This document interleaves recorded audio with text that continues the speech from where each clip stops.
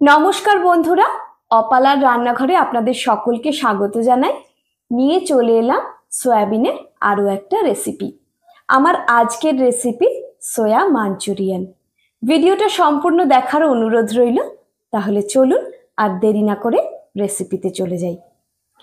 সোয়া Manchurian বানানোর জন্য প্রথমেই আমি কিছুটা সোয়া চাঙ্ক নিয়ে নিয়েছি। এবার এই সোয়া চাঙ্কগুলোকে আমি একটা মিক্সার গ্রাইন্ডারের মধ্যে দিয়ে ভালোভাবে গুঁড়ো করে নিচ্ছি।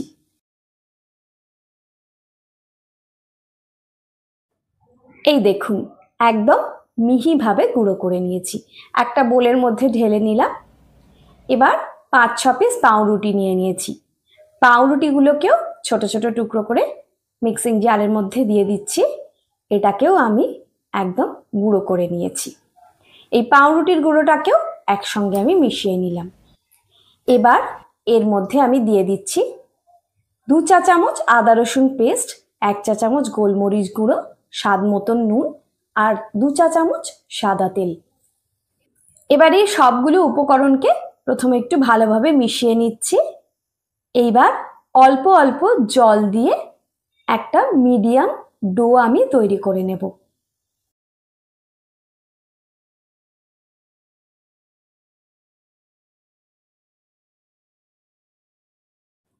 এবার এই ডো থেকে ছোট ছোট পোর্শন নিয়ে বলের শেপ দিয়ে দিচ্ছি।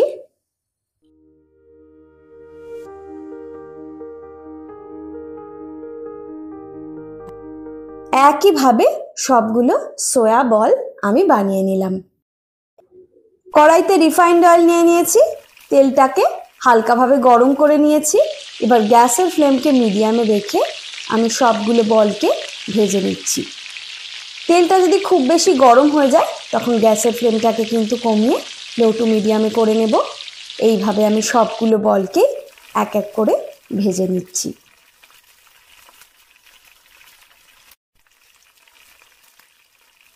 এরকম বাদামি রং করে বলগুলোকে সব ভেজে উঠিয়ে রেখে দিচ্ছি। একটা ফ্রাইং প্যান নিয়ে নিয়েছি। তার মধ্যে 2 টেবিল চামচ মতন সাদা তেল দিয়ে দিলাম। দিয়ে দিচ্ছি এর মধ্যে 2 চা চামচ রসুন কুচি। রসুনটাকে হালকা ভেজে নিয়ে দিয়ে দিলাম ঝালের জন্য কাঁচা লঙ্কা কুচি। ঝালটা আপনারা নিজেদের পছন্দ অনুযায়ী দেবেন। একটা মিডিয়াম সাইজের পেঁয়াজকে আমি কুচিয়ে নিয়েছিলাম ডাইস করে, সেটাও এর মধ্যে দিয়ে দিলাম। পেঁয়াজটাকেও হালকাভাবে ভেজে নিলাম। এবার এক এক করে এর মধ্যে কুচিয়ে রাখা গাজর, ক্যাপসিকাম এগুলোও আমি দিয়ে দিলাম। দিয়ে দিচ্ছি 1 চা চামচ গোলমরিচ গুঁড়ো, স্বাদ মতন নুন।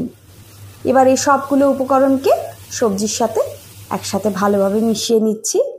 এবার দিচ্ছি একে একে 2 টেবিল চামচ টমেটো সস, 1 টেবিল চামচ রেড চিলি সস, 1 টেবিল চামচ গ্রিন চিলি সস আর 2 চা চামচ সোয়া সস। সোয়া সসের পরিমাণটা কিন্তু বুঝে দেবেন, সেই অনুযায়ী কিন্তু নুনটা দেবেন, কারণ সোয়া সসটা কিন্তু নুনতা হয়। সামান্য একটু জল দিয়ে সব সসগুলোকে মিশিয়ে নিলাম। দিয়ে দিলাম অল্প একটু চিনি। চিনিটাকেও ভালোভাবে মিশিয়ে নিচ্ছি। এইবার এখানে 2 টেবিল চামচ মতন কর্নফ্লাওয়ার নিয়ে নিয়েছি। সেটাকে জলে গুলিয়ে সেটাও আমি এর মধ্যে দিয়ে দিলাম। ওপর থেকে কিছুটা স্প্রিং অনিয়ন ছড়িয়ে দিলাম। সেটাকেও ভালোভাবে মিশিয়ে নিচ্ছি। গ্রেভিটা আমার তৈরি হয়ে গিয়েছে।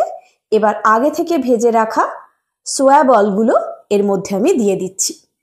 এবার সোয়া বলের সঙ্গে গ্রেভিটাকে খুব ভালোভাবে মিশিয়ে নিচ্ছি। রান্না আমার হয়ে গিয়েছে। গ্যাসের ফ্লেম অফ করে দিলাম। ভিডিওটা সম্পূর্ণ দেখার জন্য অসংখ্য ধন্যবাদ। রেসিপিটা ভালো লাগলে ভিডিওটাতে একটা লাইক দিয়ে আমার চ্যানেলটা সাবস্ক্রাইব করার অনুরোধ রইল। সবাই ভালো থাকবেন, সুস্থ থাকবেন। আজ এই পর্যন্তই। টাটা।